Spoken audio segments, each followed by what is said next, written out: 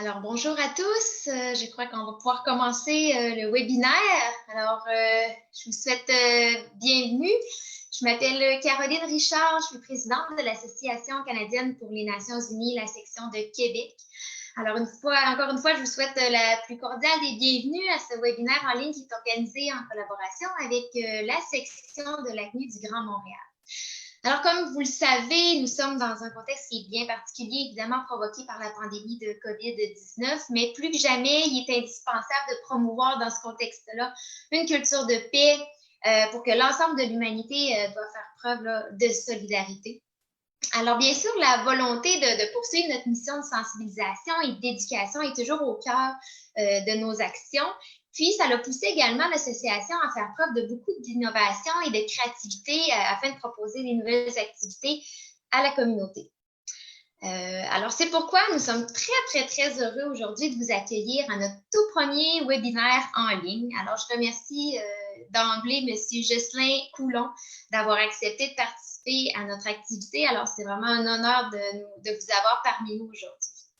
Juste avant de vous laisser avec notre invité, j'aimerais vous présenter rapidement notre association. Alors, l'ACNU Québec a été créée en 2017 et elle fait partie c'est une filiale de l'ACNU nationale qui, elle, a été créée en 1946.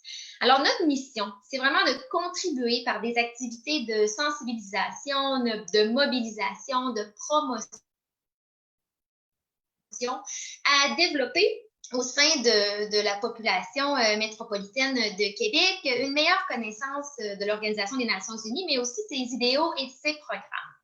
Alors, on vise à faire connaître le rôle du Canada, le rôle que joue le Canada au sein de l'ONU. Alors, notre association concourt vraiment à la quête commune de la paix, des droits de la personne, du développement équitable et durable et de l'élimination de la pauvreté. Alors, je vous invite chaleureusement à devenir membre de notre association en vous rendant sur notre site web. Donc, selon l'endroit où est-ce que vous habitez, vous pourrez être membre soit de l'ACNU Québec ou de l'ACNU Grand Montréal. Je vous invite également à vous abonner à nos différentes plateformes sur les réseaux sociaux ainsi qu'à notre infolettre afin de rester à l'affût de nos différentes activités et de nos prochains projets. Alors, au Québec, comme je dis, il existe deux sections. Donc, il y a celle de Québec et celle du Grand Montréal. Alors, nous sommes très heureux aujourd'hui de collaborer avec l'équipe du Grand Montréal dans l'organisation de ce webinaire. Alors, vous aurez d'ailleurs la chance d'entendre le président de la section du Grand Montréal, M. Marcelo Scarron, à la fin de la conférence de M. Coulon. Alors, j'invite maintenant Éric Duchesne à prendre la parole. Éric est administrateur de l'ACNU Québec depuis 2017 et il est également professeur de sciences politiques à l'Université Laval. Alors, Éric sera le modérateur de la séance d'aujourd'hui. Alors, à toi, Éric, et bon webinaire à tous. Merci beaucoup, Caroline. Donc, tu m'as bien présenté. Aujourd'hui, c'est le modérateur. Permettez-moi de vous transmettre quelques directives avant d'introduire M. Coulon. Vous l'avez vu sur le PowerPoint qui défilait, mais je vais quand même répéter très rapidement ces directives. Donc, sous cette formule de webinaire, vos micros et caméras ont été fermés automatiquement. Vous pourrez toutefois transmettre vos questions sous l'onglet Q&R ou peut-être Q&A si votre logiciel est en anglais. Ceux et celles qui se joignent à nous par l'interface de Facebook Live pourront aussi poser leurs questions par l'entremise de ce média. Donc, vous pourrez le faire en utilisant Messenger et envoyer votre question à ACNU Québec. Je lirai ensuite quelques questions sélectionnées pour M. Coulon. Donc, de nouveau, au nom des deux sections québécoises de l'Association canadienne pour les Nations unies, c'est avec un immense plaisir que j'introduis M. Jocelyn Coulon. Nous affichons complet, donc il est évident que la réputation de M. Coulon d'excellent vulgarisateur scientifique le suit. Jocelyn Coulon est chercheur au Centre d'études et de recherche internationale de l'Université de Montréal, mieux connu comme le Cerium, et ce, depuis 2017. Il a été membre du groupe des conseillers sur les affaires internationales de Justin Trudeau en 2014 et 2015, ainsi que conseiller politique principal du ministre des Affaires étrangères, Stéphane Dion, en 2016 et 2017. À ce titre, il était responsable des dossiers sur l'Afrique, l'ONU et le maintien de la paix. Il est donc parfaitement qualifié pour nous entretenir sur l'ONU aujourd'hui. Il a également été directeur du réseau francophone de recherche sur les opérations de la paix de 2004 à 2016 et directeur du campus de Montréal du Centre Pearson pour le maintien de la paix de février 1999 à décembre 2003. Jocelyn est un auteur très prolifique. Parmi ses très nombreuses publications, vous vous souviendrez sûrement de son ouvrage très populaire intitulé « Un selfie avec Justin Trudeau, regard critique sur la diplomatie du premier ministre ». Pour notre grand bonheur, il vient tout juste de publier « À quoi sert le Conseil de sécurité des Nations unies » aux presses de l'Université de Montréal. C'est de ce thème, entre autres choses, qu'il va nous entretenir aujourd'hui. Sur ce, à vous la parole, M. Coulon. Merci, M. Duchesne. Merci aussi à tous et à toutes d'être présents pour ce webinaire. Je salue évidemment l'ACNU Québec, l'ACNU Montréal et l'Université Laval pour avoir organisé cette conversation. J'ai décidé de vous présenter un thème en deux parties.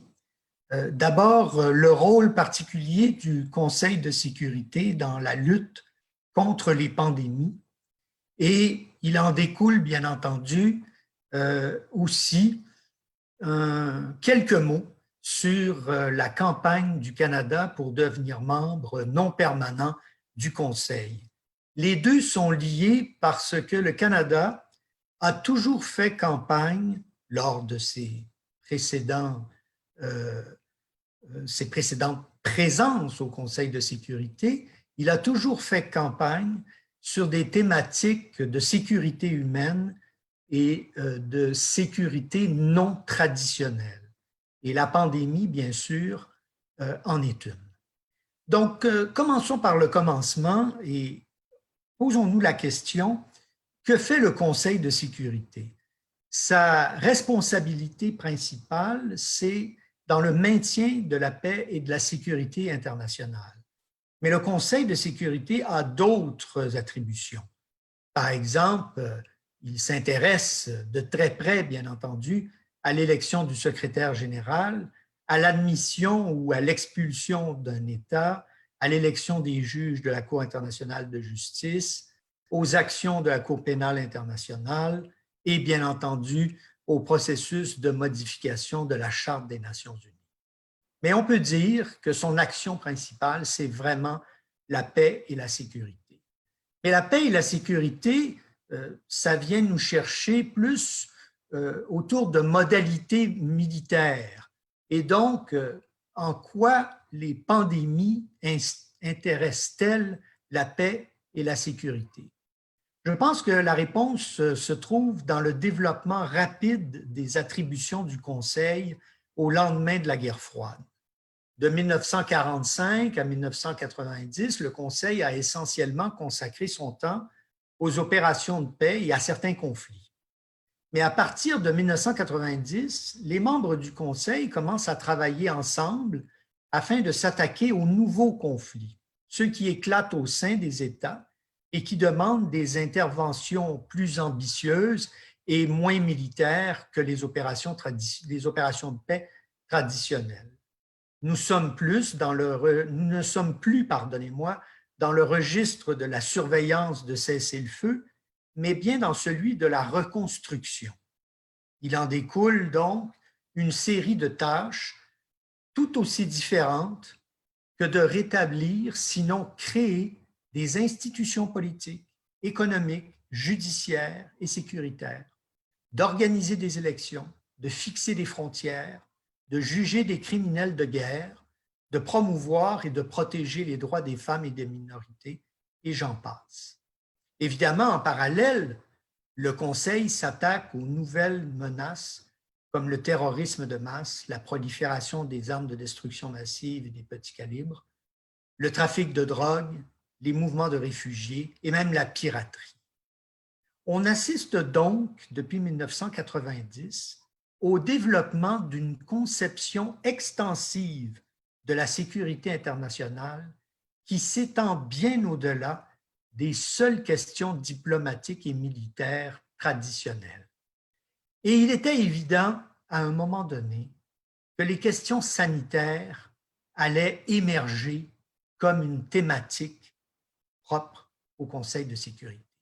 Et c'est en 2000 que le Conseil a franchi le pas en établissant un lien entre la pandémie du VIH-Sida et les nouvelles menaces à la sécurité internationale. Cette première intervention se limitait aux opérations de paix de l'ONU avec comme objectif de juguler le mal. La résolution obligeait les États contributeurs de Casque Bleu à adopter des stratégies de formation, de prévention et de dépistage pour que leur personnel ne devienne pas des vecteurs de la maladie dans les pays où ils étaient déployés. Et, en deuxième lieu, la résolution a contribué à une réflexion sur la diffusion de maladies infectieuses sur un territoire en guerre où les structures étatiques, médicales et sociales sont nécessairement fragiles. Parce que cette diffusion de la maladie pouvait contribuer à exacerber les conflits et à rendre leur résolution plus difficile. À ce moment, le Canada a joué un rôle dans l'adoption de cette résolution puisqu'il était membre du Conseil de sécurité. La même logique a été appliquée face à l'épidémie d'Ebola en Afrique de l'Ouest en 2014 avec l'adoption d'une résolution visant à mobiliser des secours pour venir en aide à plusieurs États, dont le Libéria. Mais la résolution allait plus loin, car pour la première fois dans l'histoire de l'ONU, une maladie infectieuse a été qualifiée de menace contre la paix et la sécurité internationale par le Conseil de sécurité. Donc, vous voyez ici comment on a étendu la définition de la sécurité. Aujourd'hui, plusieurs pays aimeraient voir le Conseil de sécurité qualifier la COVID-19 de menace à la paix et à la sécurité internationale, ce qui donnerait à la résolution un poids et une portée très grandes. Cela permettrait au Conseil de sécurité d'afficher son unité et donnerait une impulsion à la mobilisation de ressources pour venir en aide aux pays en développement. À ce jour, les disputes entre membres permanents n'ont pas réussi à faire adopter cette résolution, mais sait-on jamais, la diplomatie prend plusieurs semaines. Et vous avez tout de suite senti, évidemment, que contrairement à Ebola, la pandémie de la COVID-19, elle est mondiale. Et donc, elle répond bien à cette qualification de menace à la paix et à la sécurité internationale. Et si la résolution était adoptée, elle permettrait surtout, comme je le disais, une mobilisation des ressources au profit des pays en développement qui en ont le plus besoin. La multiplication des pandémies devrait d'ailleurs inciter le Conseil à se concentrer, une partie de son action sur les maladies infectieuses. C'est d'ailleurs ce que disait déjà il y a 15 ans Kofi Annan dans un rapport sur la paix, le développement et les droits de la personne. Il affirmait que les maladies infectieuses sont si importantes qu'elles devraient faire l'objet de la même riposte que la lutte au terrorisme. Le Conseil doit donc agir et doit agir face aux pandémies. Cela m'amène à vous parler de la campagne du Canada au Conseil de sécurité. Le Canada, vous le savez aussi, a fait du multilatéralisme la pierre angulaire de sa politique étrangère, d'où son engagement constant avec l'ONU et le système des Nations unies. Les campagnes pour se faire élire au Conseil ont essentiellement porté sur le thème du multilatéralisme, mais aussi sur des actions concrètes qui ont un lien avec des questions de sécurité non traditionnelles. Je ne vais pas refaire ici l'histoire des 8 dernières campagnes, mais j'attire votre attention sur celle de Brian Mulroney, Joe Clark pour la période 1989-90, celle de Chrétien-Axworthy pour 1999-2000 et celle de Stephen Harper pour la période 2011-2012. Sous Brian Mulroney, avant même l'élection au Conseil, le Canada a été un acteur actif sur la scène internationale. Il n'a pas attendu son élection. Brian Mulroney a été, avec plusieurs autres, en particulier le président français François Mitterrand, un des créateurs de l'Organisation internationale de la francophonie. Il a été au centre de la lutte contre l'apartheid. Il a permis l'approfondissement des liens avec l'Union soviétique de Gorbatchev à un moment où ce pays émergeait de la guerre froide. Il a été aussi au centre de certaines questions de désarmement. Donc, lorsqu'il s'est présenté au Conseil de sécurité en 1988 pour cette élection, le Canada a été élu au premier tour avec 81% des votes disponibles alors. 10 ans plus tard, la campagne menée sous Jean Chrétien, qui a été la dernière où le Canada a obtenu un siège, a été, à mon avis, la plus riche et la plus spectaculaire. Je pense que la cheville ouvrière de cette campagne a été Lloyd Axworthy. Plusieurs d'entre vous le connaissent. C'était un ministre qui avait des idées, qui était entouré d'une équipe dynamique et qui avait l'intention de marquer la scène internationale et surtout la diplomatie canadienne sur la scène internationale. Le gouvernement d'alors a fait la promotion du concept de sécurité humaine, mais il n'a pas attendu d'être élu pour en offrir les fruits. Il a agi. Pendant toutes les années qui ont mené à l'élection du Canada pour la période 99-2000, le Canada a déployé 3000 casques bleus en Bosnie, en Croatie et en Haïti.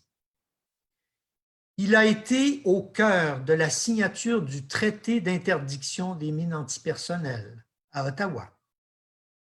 Il a été aussi au cœur de la création de la Cour pénale internationale.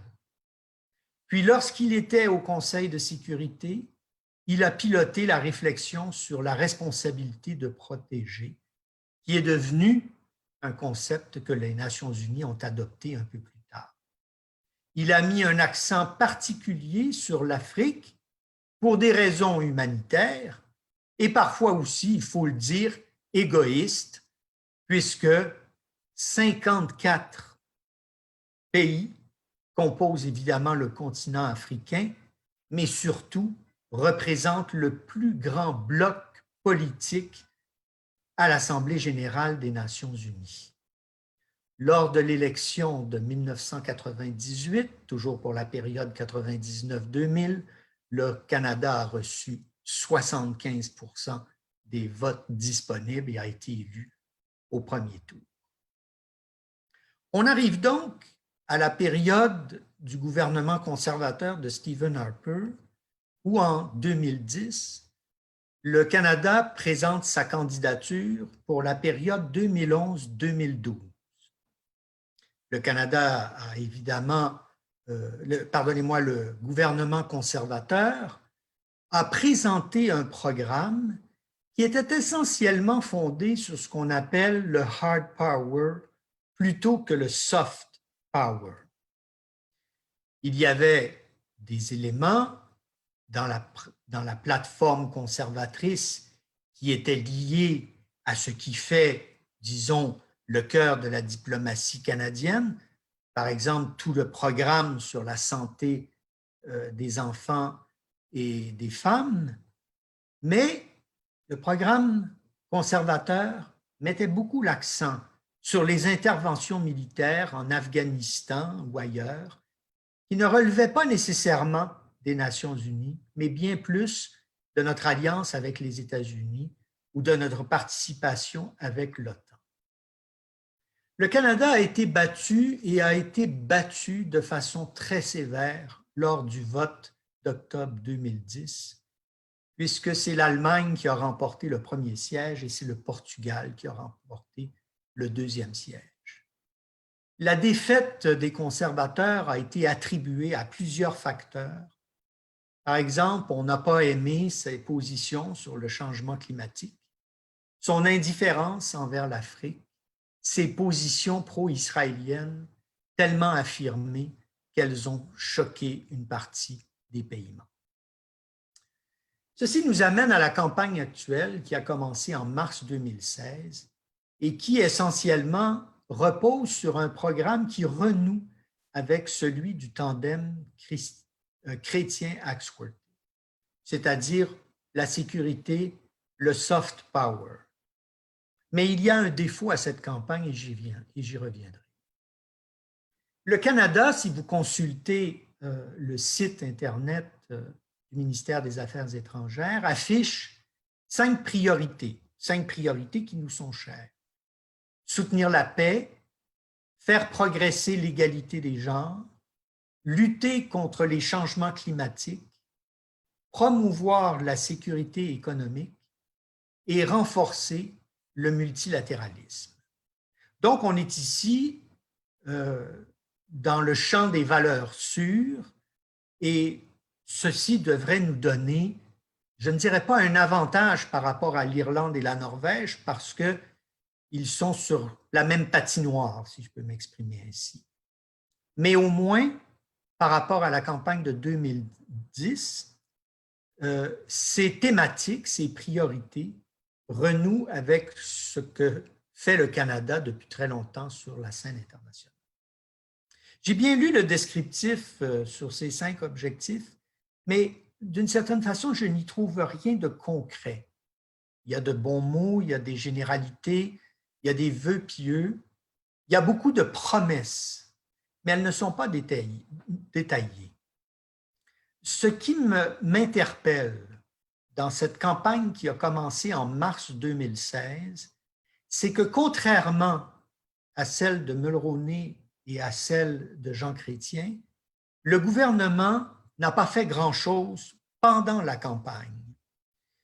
Il y a évidemment quelques programmes, par exemple l'aide au développement féministe ou bien le programme sur l'éducation des femmes et des jeunes filles, qui a été en particulier adopté par le G7 il y a 2 ans à Charlevoix. Mais plusieurs organisations, plusieurs ONG canadiennes se posent des questions, par exemple sur l'aide au développement féministe, à un moment où cette aide au développement ne cesse de diminuer. À quoi va bien ressembler l'aide au développement féministe si le budget ne cesse de diminuer? Il n'y a pas, depuis 4 ans, un programme ou une thématique qui peut être associée au gouvernement Trudeau, alors que pour Mulroney, pour Jean Chrétien, il y avait des accomplissements très concrets qui leur ont permis de se présenter au Conseil et de dire non seulement voici ce que nous avons fait, mais voici ce que nous allons faire. Pour terminer, afin de gagner une campagne au Conseil de sécurité, il y a une chose qu'un gouvernement doit faire et qui est très bien décrit dans le livre de Adam Chatnick qui consacre au Canada au Conseil de sécurité des Nations unies et qui a été publié il y a quelques mois. C'est un engagement personnel et quotidien du Premier ministre dans la campagne et pendant une longue durée. On ne peut pas dire que M. Trudeau et son ancienne ministre des Affaires étrangères, Mme Freeland, aient été engagés quotidiennement dans cette campagne. En tout cas, nous verrons le résultat le 17 juin. Le vote est secret. Il y a 3 pays, le Canada, l'Irlande, la Norvège, pour 2 sièges. Tout est possible, mais il faut regarder le passé, je crois, pour comprendre ce qui risque d'arriver le 17. Merci pour votre attention. Je vous remercie beaucoup, Monsieur Coulon. Vous êtes vraiment à la hauteur de votre réputation de grand vulgarisateur scientifique. Donc, je suis convaincu que cela va susciter un certain nombre de questions. Je me permets toutefois d'abuser de mon pouvoir de modérateur pour poser 2 questions. La première question, c'est un peu en 2 volets. Donc, comment devient-on candidat pour être membre du Conseil de sécurité des Nations unies? Et pourquoi est-ce que c'est si important que cela pour le Canada d'en être membre? La deuxième question, évidemment, les divers États ambassadeurs doivent réfléchir et considérer un grand nombre de facteurs pour savoir s'ils vont soutenir le Canada ou non. Le Canada, peut-être, est vu comme étant à une trop grande proximité des États-Unis, et l'on sait évidemment qui est président des États-Unis en ce moment. Mais il demeure une grande incertitude dans leurs calculs. C'est bien sûr l'élection présidentielle américaine du 3 novembre prochain. Donc, ma question est donc la suivante. Si les ambassadeurs onusiens anticipent une victoire du candidat démocrate présumé, Joe Biden, verront-ils leurs appréhensions amenuisées? Donc, ce qui aurait pour effet d'augmenter les chances du Canada d'accéder au Conseil de l'ONU. Donc, on pourrait peut-être commencer par ces 2 questions-là et ensuite, je lirai les questions de nos participants. Alors, on pose sa candidature dans le cadre d'un groupe régional. À l'Assemblée générale des Nations unies, il y a 5 groupes régionaux et le Canada est membre de ce que l'on appelle l'Europe de l'Ouest et autres pays. C'est une vieille dénomination qui date de la guerre froide et qui divisait le monde, et particulièrement la région européenne, en Europe de l'Ouest et Europe orientale. Ça demeure toujours, même si vous vous en rendez compte aujourd'hui, ça n'a plus de sens, puisque les États d'Europe orientale, une bonne partie d'entre eux sont membres de l'Union européenne ou de l'OTAN. Donc, pour l'Europe de l'Ouest et autres pays, les autres pays étant Israël, la Nouvelle-Zélande, l'Australie et le Canada, il y a 2 sièges en nomination. Et donc, les États planifient leur candidature parfois 15 ans à l'avance. C'est le cas en particulier de l'Irlande, qui est en campagne depuis 2005 pour pouvoir siéger en 2021, en 2022. J'ai oublié votre deuxième question. Oui, oui, l'intérêt. Oui, l'intérêt, voir la proximité du... non, mais elle était à 2 volets. Elle était à 2 volets. Oui, c'est ça. Et donc, le Canada veut être membre du Conseil de sécurité, comme je le disais dans ma présentation, parce qu'il a fondé sa politique étrangère, en grande partie, sur le multilatéralisme. Alors, oui, ça veut dire être membre des organisations internationales, des forums internationaux, mais ça veut dire aussi y participer concrètement au jour le jour. Et bien entendu, le Conseil de sécurité, c'est une des instances les plus importantes sur la planète. Et pour un pays aussi, il fait la promotion du respect des normes internationales dans la vie des États. C'est important de siéger au Conseil parce que le Conseil est producteur de normes internationales. Sur la question américaine, les ambassadeurs accrédités auprès des Nations unies, qui représentent donc 193 pays, auront de la difficulté à faire ce calcul parce que l'élection au Conseil a lieu le 17 juin et l'élection présidentielle le 3 novembre. Donc, ils doivent, comme on dit, se brancher aujourd'hui sur ce qu'ils ont devant les yeux. Je crois plutôt que la question intéresse le gouvernement canadien. Est-ce que le Canada a envie de siéger au Conseil de sécurité en 2021-22 si jamais Donald Trump était réélu? Mais bon, la question est rhétorique puisque on maintient notre candidature et on espère être élu le 17 juin. Merci beaucoup. J'ai une bonne question de suivi ici de M. Pierre Guimont, qui, par ailleurs, est aussi administrateur de l'ACNU Québec. Pierre demande, est-ce que le fait d'être élu membre non permanent du Conseil de sécurité aurait comme conséquence de changer certains aspects de la politique étrangère canadienne? C'est difficile à dire parce que ça dépend de ce qui serait abordé, particulièrement dans un moment de crise. Prenons la question israélo-palestinienne. C'est une des questions les plus sensibles abordées tant par l'Assemblée générale que par le Conseil de sécurité. Pendant les années Harper et pendant presque tout le premier mandat de Justin Trudeau, le gouvernement s'est aligné sur les positions américaines et israéliennes et a décidé de ne plus voter en faveur des résolutions, disons, entre guillemets, pro-palestiniennes.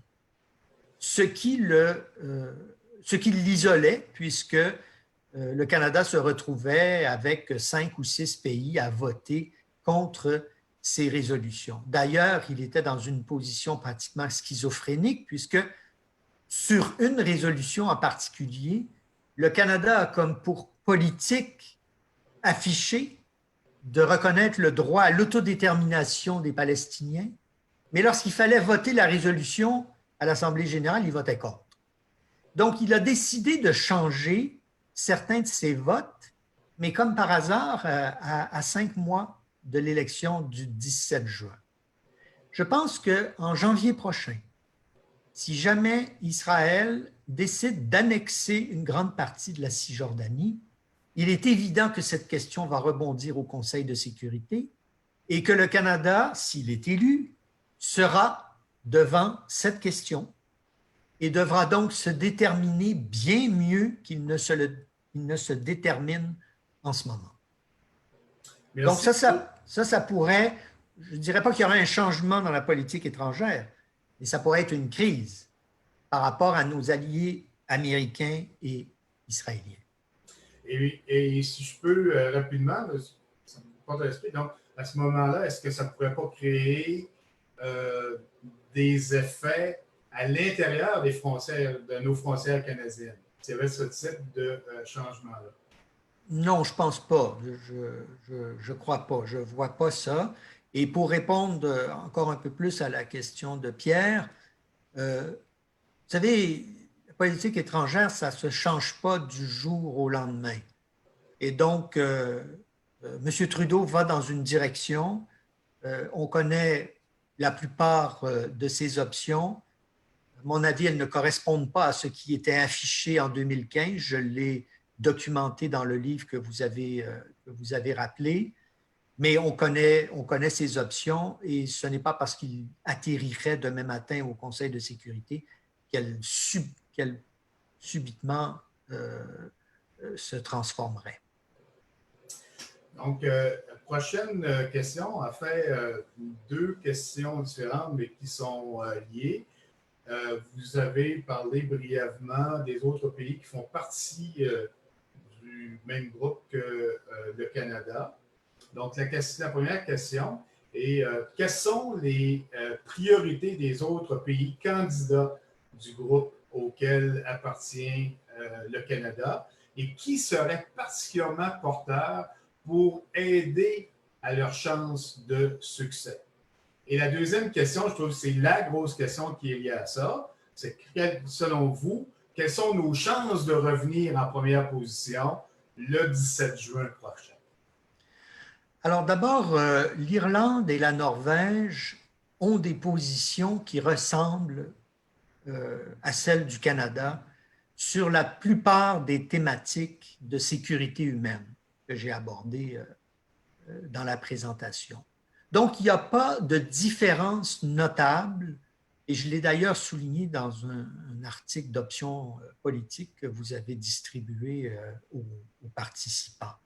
Donc, je crois que sur les valeurs transmises, ces valeurs qui appartiennent évidemment à l'Irlande, à la Norvège et au Canada, comme il n'y a pas de différence entre les trois pays, à mon avis, ce ne sera pas un facteur déterminant dans le vote. Les États vont se déterminer par rapport à d'autres choses. Ils peuvent se déterminer par rapport à l'aide au développement, au nombre de casques bleus que vous avez de déployer sur la scène internationale, parce qu'il ne faut jamais oublier qu'un des critères pour être élu au Conseil de sécurité, c'est de participer aux opérations de paix. Or, actuellement, le Canada a 35 casques bleus, c'est la pire performance depuis 1956, alors que l'Irlande, un pays de 5 millions d'habitants, a 500 casques bleus. Ça ne détermine pas tous les votes de tous les pays, mais c'est évident que les États vont regarder cette participation. Les positions sur le conflit israélo-palestinien sont encore très importantes à l'Assemblée générale. La Norvège et l'Irlande votent toutes les résolutions, entre guillemets, pro-palestiniennes. Donc, je crois que sur plusieurs dossiers, les trois candidatures se valent, mais que sur d'autres, elles risquent de faire mal au Canada. Alors, qu'est-ce qui va arriver le 17 juin? Pour les observateurs de cette compétition, de ces campagnes, la Norvège devrait être élue dès le premier tour. La Norvège a toujours eu une fiche diplomatique impeccable pour un petit pays encore là de 5 millions d'habitants qui consacre plus d'aide au développement que le Canada au reste du monde, qui a une diplomatie extrêmement efficace, qui est très présente évidemment en Europe, eh bien, elle a une longueur d'avance sur le Canada. Et elle a fait en plus une campagne en Afrique qui a été très remarquée. Sa première ministre a été très présente en Afrique. Comme vous le savez, M. Trudeau est allé en Afrique tout récemment, sauf un petit voyage de quelques jours en 2016. Donc ça compte pour les 54 pays africains. Alors, les chances du Canada, je le disais lorsque j'ai terminé ma présentation, c'est un vote secret. Tout peut arriver dans un vote secret. Et je pense que les conservateurs s'en souviennent. En 2010, M. Cannon, qui était ministre des Affaires étrangères, est arrivé aux Nations unies en disant « J'ai 135 lettres d'appui. » Il fallait 128 votes pour passer. Il en a obtenu 114. Donc, vous voyez comme tout est possible. Justement, j'ai une bonne question ici de suivi de la part de Mme Louise Parent. Elle demande, n'y a-t-il pas un avantage pour les pays membres de l'ONU d'avoir un État non européen plutôt qu'avoir encore 2 autres membres européens en plus des membres permanents qui y sont déjà? Oui, c'est une bonne question, mais vous savez, les logiques politiques sont parfois détachées d'une logique comme celle soulevée par Mme Parent. Les Européens veulent avoir le maximum d'influence au Conseil de sécurité. Pourquoi laisseraient-ils passer leur chance d'avoir 2 membres européens plutôt qu'un seul et de laisser la place au Canada? C'est d'ailleurs pour ça que l'Australie et la Nouvelle-Zélande, au cours des 20 dernières années, n'ont été élus qu'une seule fois dans le bloc Europe de l'Ouest et autres pays. Et je pense que le 17 juin, si le Canada perd ce vote, il faudra qu'il y ait une réflexion sur la présence du Canada dans le bloc Europe de l'Ouest et autres pays parce qu'il est désavantagé.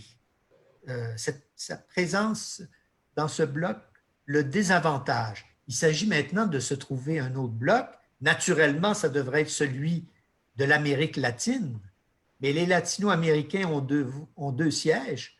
Pourquoi accueillerait-il le Canada alors qu'il pourrait occuper ces 2 sièges? Justement, par grande communauté d'esprit, Mme Élise Rodrigue mentionnait dans cette question, je crois que vous y avez répondu, que la solidarité des pays de l'Union européenne pour avoir un impact sur le vote et ainsi nuire au Canada. Voilà. Parce que, comme je le disais tout à l'heure, il y a donc deux entités géographiques qui n'ont plus aucun sens, donc Europe de l'Ouest et Europe orientale. Si vous additionnez les 24 pays d'Europe de l'Ouest et les 23 pays d'Europe orientale, ça fait un bloc de 47 pays qui pèsent très lourd. Et tout le monde sait, Marc-André Blanchard, notre ambassadeur aux Nations unies, tous les gens qui travaillent au ministère des Affaires étrangères savent que les Européens vont voter pour des Européens. Bien sûr, le Canada va obtenir certains votes, mais ce n'est pas là qu'il doit aller chercher ses votes pour obtenir les 129 voix qu'il faut pour passer au premier tour. Parce que si vous tombez au deuxième tour, ça risque d'être encore plus difficile. Et les 129 voix à aller chercher, c'est dans les Amériques, en Afrique et en Asie. Sauf que on s'est mis à dos la Chine, la Russie, l'Arabie saoudite et d'une certaine façon l'Inde. Ces 4 pays ont une capacité de nuisance assez importante à l'Assemblée générale. Comme vous l'avez si bien mentionné, le Canada semble désavantagé du fait d'appartenir à un certain bloc de pays pour obtenir ce siège non permanent. Et là-dessus, j'ai justement une excellente question. Je ne dis pas ça parce que c'est une de mes anciennes étudiantes, de la part d'Annie-Pierre Bacon. Annie-Pierre demande, pensez-vous que le Conseil de sécurité gagnerait à être réformé? Si oui, quel modèle devrait, à votre avis, être envisagé?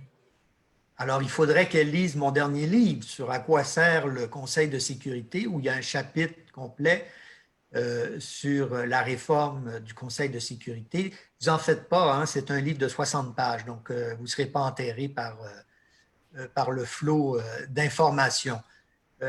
La réforme du Conseil de sécurité, ça se discute depuis une trentaine d'années.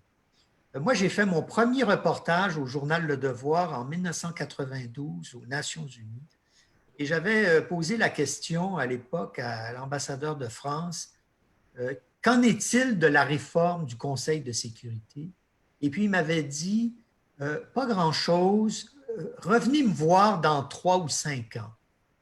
Et il se trouve que 3 ans plus tard, je suis retourné aux Nations Unies en 1995 et j'ai vu le même ambassadeur de France et je lui ai reposé la question, qu'en est-il du Conseil?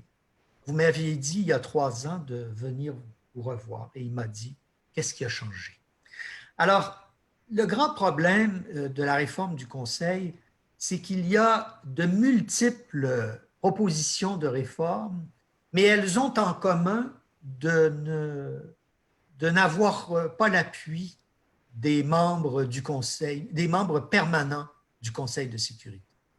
Or, si vous n'avez pas l'appui des membres permanents du Conseil, vous ne pouvez pas réformer le Conseil de sécurité.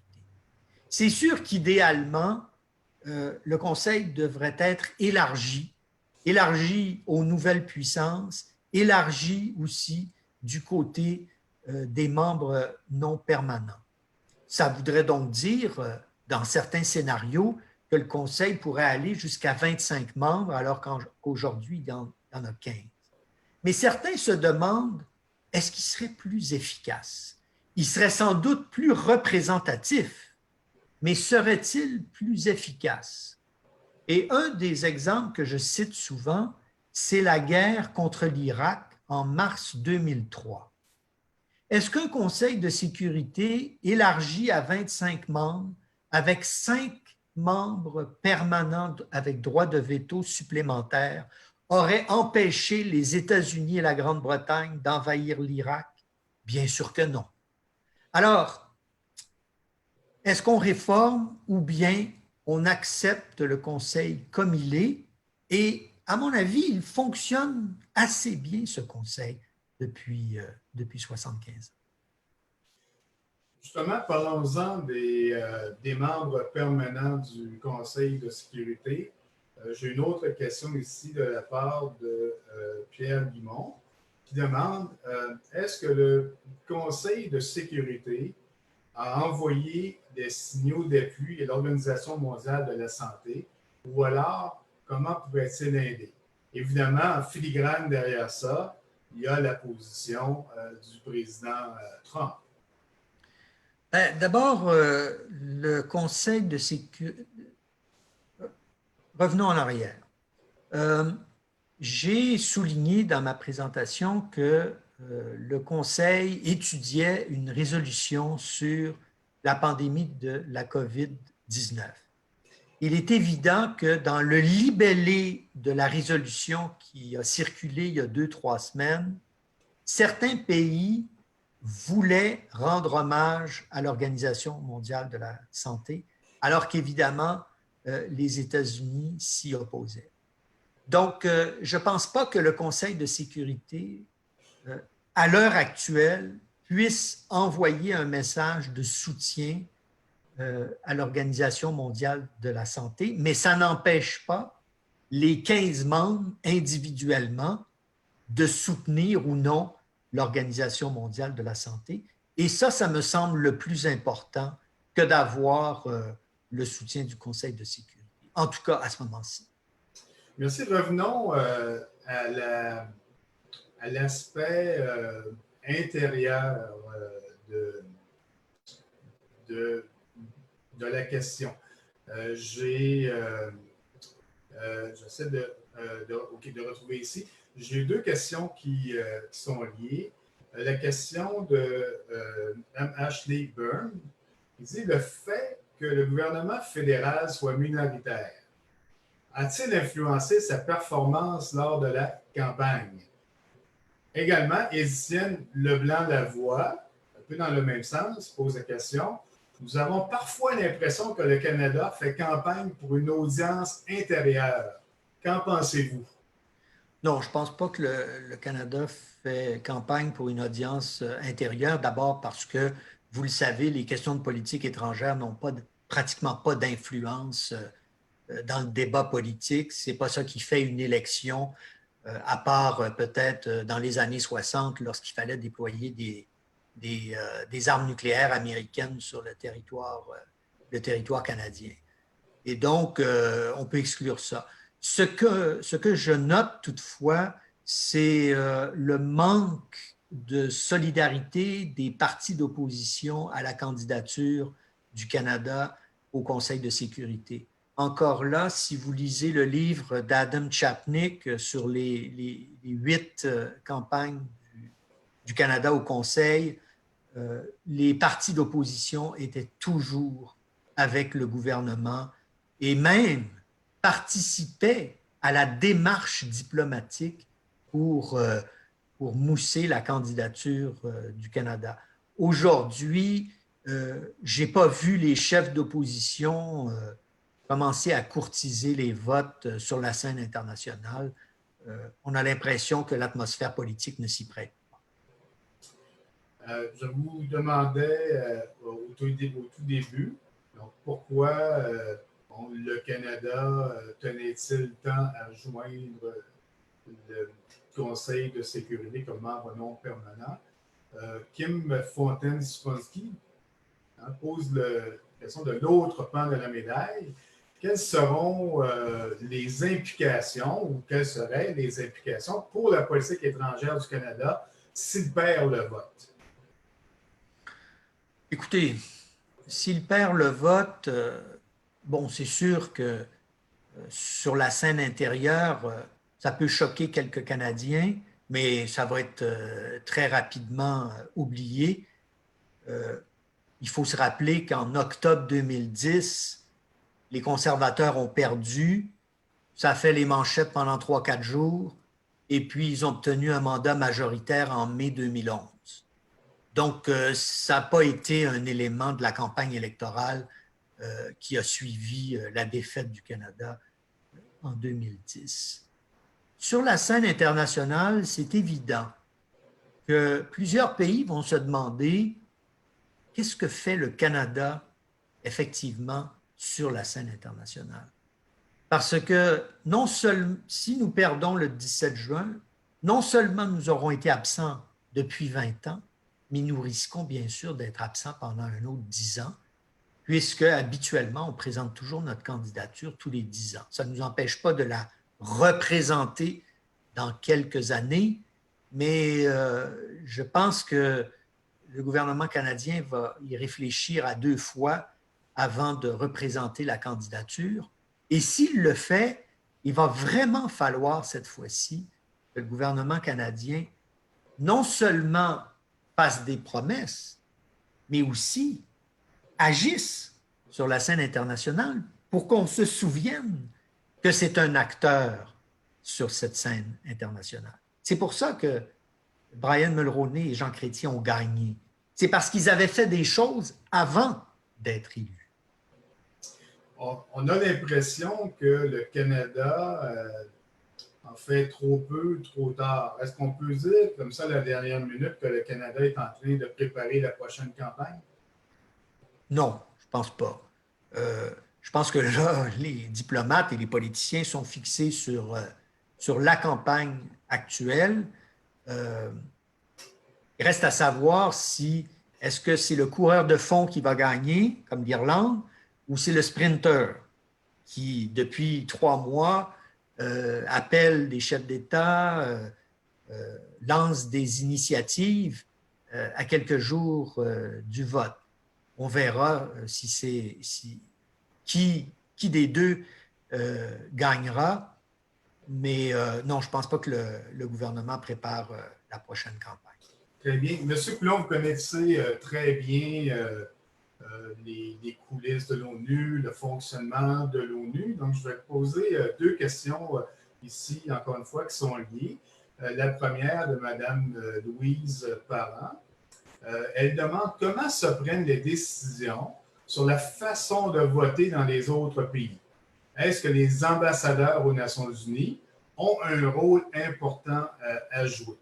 La deuxième question, qui vient encore une fois de Pierre Dumont, comment se déroulera le vote en temps de pandémie? Est-ce que les membres se réuniront à New York quand même, ou alors est-ce que cela se fera de façon virtuelle? Alors, pour répondre à cette dernière question, le président de l'Assemblée générale des Nations unies a émis des directives la semaine dernière et dans une semaine, je crois, il va envoyer une lettre aux 193 pays pour leur dire exactement où le vote va se dérouler et à quelle heure chaque délégation pourra envoyer un représentant pour voter, puisqu'il n'est pas question d'accueillir dans la salle de l'Assemblée générale les délégations de 193 États membres. Donc, c'est comme ça que ça va se dérouler. Je ne connais pas l'ensemble des modalités. Elles sont contenues dans une lettre qui sera envoyée aux 193 États membres. En ce qui concerne le rôle des ambassadeurs, qui sont évidemment les représentants de leur pays auprès des Nations unies, il y a un courant de pensée qui dit qu'il y a environ 10% des pays, 10%, pardonnez-moi, des ambassadeurs qui décident à la dernière minute pour qui leur pays va voter. C'est sans doute possible.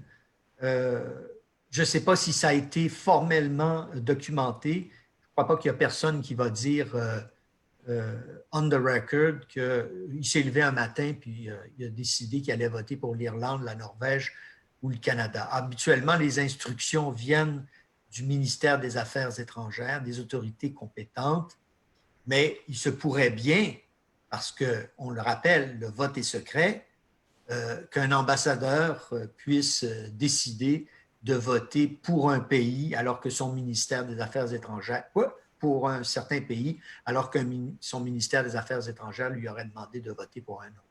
Mais ça, c'est impossible à vérifier. Merci. Allons-y de nos dernières questions. On revient avec notre cher ami Pierre Guimond. Pierre, seulement, est-ce qu'on sait s'il y a des pays, je dirais soi-disant amis du Canada, qui auraient appuyé discrètement la candidature canadienne auprès de pays tiers? Et un peu dans le même esprit, revenir sur la question des blocs de pays. Madame Margaret Duty demande, je crois que vous avez répondu une partie de cette question-là, ce serait les possibilités de créer un sixième bloc, et ce sixième bloc pour les pays des Amériques. Et là, si j'extrapole un peu, est-ce que ça ne serait pas favorable au Canada si le Canada faisait partie d'un bloc des Amériques? Ce bloc des Amériques, il existe d'une certaine façon, puisque 33 des 35 pays des Amériques appartiennent au bloc latino-américain. Ça veut dire les quatre. D'ailleurs, c'est la région géographique Amérique latine et Caraïbes. Les États-Unis n'étant membres d'aucun bloc, le Canada, membre du bloc d'Europe de l'Ouest. Alors, on n'a pas besoin de créer un sixième bloc, il en existe déjà un. La question est maintenant de savoir, est-ce que les latino-américains et les pays des Caraïbes veulent accueillir le Canada? C'est une possibilité. Après tout, on est membre de l'Organisation des États américains. Mais ça voudrait dire que le Canada, un jour, aimerait bien siéger sur un des deux sièges dévolus à l'Amérique latine, mais peut-être que les pays latino-américains se disent, ben, nous, on veut garder nos deux sièges. Donc, ça va dépendre d'une négociation diplomatique, mais on n'en est pas là. Parce qu'il faudrait que le Canada puisse demander aux Nations unies, à l'Assemblée générale, de remettre en cause les blocs pour les reformater. C'est une possibilité, mais on verra après le 17 juin. Je n'ai pas très bien compris la première question. Je vais la paraphraser. Les amis du Canada, les pays qu'on peut dire amis du Canada, est-ce qu'on sait si, de façon un peu discrète, s'ils ont soit appuyé le Canada vis-à-vis des pays tiers ou peut-être joué excusez l'expression, un peu dans le dos du Canada et plutôt soutenir les autres candidatures. Donc l'Irlande et la Norvège. Oui, c'est ça. Bon. Si on part du principe que les pays européens sont des amis du Canada, mais qu'il existe une solidarité européenne qui va faire en sorte que la majorité des votes européens vont se rabattre sur les candidatures de l'Irlande et de la Norvège, ben oui, il y a des gens qui nous font des sourires, mais qui vont voter pour les autres candidats. Et j'ai cité l'exemple de Lawrence Cannon, qui avait l'appui de 135 pays, dont certainement plusieurs pays européens. Et visiblement, ben, ces appuis se sont évaporés le jour du vote. Merci beaucoup, M. Coulon. Je tiens aussi à remercier tous les participants pour leurs excellentes questions. Nous faisons face malheureusement à la dictature de l'horloge. Il sera impossible de prendre toutes les questions. Donc, pour conclure, c'est maintenant avec grand plaisir que je vous présente M. Marcelo Scarone, président de l'ACNU Montréal, pour le mot de la fin. Merci beaucoup, Eric. Merci beaucoup, M. Coulon. Merci beaucoup aux participants. C'était fascinant. C'était vraiment une discussion puis une allocution de la part de M. Coulon qui est vraiment, on pourrait continuer pendant 2 heures et 2 heures sûrement. Au nom de l'ACNU du Grand Montréal, je voulais tout d'abord, bien sûr, remercier M. Coulon parce qu'il a vraiment présenté ça d'une façon tellement claire et tellement directe qu'on ne peut pas ne pas sortir de cette vidéoconférence sans comprendre les enjeux. Que ce soit au début, comme M. Coulon a mentionné, la question d'un possible rôle pour le Conseil de sécurité dans tout ce qui est la pandémie, dans tout ce qui est le COVID-19, et bien sûr, la définition ou possible définition de ce COVID-19 comme une menace à la sécurité internationale et donc le rôle que le Conseil de sécurité pourrait jouer dans ça. Et bien sûr, la discussion après a dérivé, bien sûr, sur la question de la candidature du Canada pour un siège au Conseil de sécurité. Et donc, c'est vraiment fascinant. C'est vraiment intéressant de voir si ces conseils de sécurité, avec ou sans le Canada, on espère tous bien sûr avec, mais même si c'est sans le Canada, à partir du 17 juin, va vraiment se pencher sur cette question de nouvelles menaces à la sécurité internationale, dans le cas concret, celui du COVID. Donc, du coup, je voulais bien, encore une fois, remercier M. Coulon au nom de l'ACNU Grand Montréal et tous mes collègues. Je voulais aussi remercier M. Éric Duchesne pour son excellente modération des questions. Je pense que tant Éric comme M. Coulon et je pense tous les participants, comme j'avais dit, pourraient rester pendant 2 heures à discuter de ces sujets fascinants. Peut-être on aura la chance de le faire bientôt. Je voulais aussi, au nom d'ACNU Grand Montréal, remercier nos collègues de ACNU Québec pour l'excellente organisation de cette vidéoconférence. Ce n'est pas facile de faire réunir tant de monde en si peu de temps dans une discussion aussi intéressante que celle-ci. Je voulais vraiment remercier encore une fois l'ACNU Québec pour nous avoir donné, en tant qu'ACNU Grand Montréal, l'opportunité de coopérer avec ACNU Québec dans l'organisation de cette réunion. Et je voulais réitérer, comme a fait ma collègue Caroline Richard, présidente d'ACNU Québec, notre invitation, que vous soyez de Québec, que vous soyez de Montréal, à nous rejoindre, l'Association canadienne pour les Nations unies, selon votre selon là où vous habitez, parce que effectivement, vous voyez, tous les gens qui sont dans cette organisation-là, dans cette association, nous sommes des passionnés et des personnes intéressées par ces sujets, par l'avenir des Nations unies, surtout dans ces temps-ci où les Nations unies parfois sont un petit peu oubliées ici et là, ou parfois ne reçoivent pas la reconnaissance qu'elles méritaient.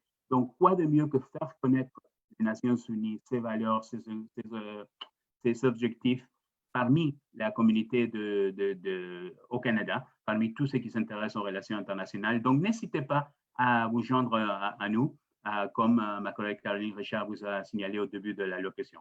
Donc, encore une fois, un grand merci, M. Coulon, un grand merci à nos collègues de AGNU Québec et on espère tous que tant AGNU Québec comme AGNU Montréal, on pourra vous inviter pour des événements similaires dans l'avenir. Merci et bonne soirée à tout le monde.